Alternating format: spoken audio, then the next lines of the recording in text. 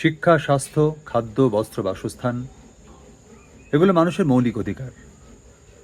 এই প্রত্যেকটি অধিকারের সঙ্গে জড়িয়ে আছে তার কর্মসংস্থান।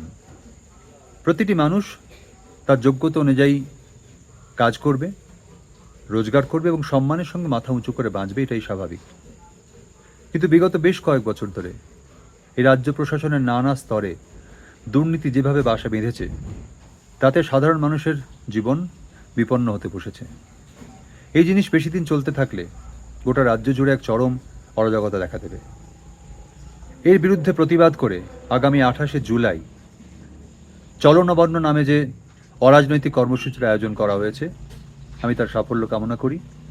আমি আশা করব রাজ্য প্রশাসন, সরকার, এই প্রতিটি মানুষ যারা এই মিছিলে অংশগ্রহণ করবেন, তাদের যে যথার্থ দাবি, ন্যায়সঙ্গত দাবি, সে দাবি মেনে নিয়ে সমস্যার সমাধান করে সাধারণ মানুষকে সুস্থভাবে, সুন্দরভাবে, সম্মান নিয়ে বাঁচতে সাহায্য করবেন।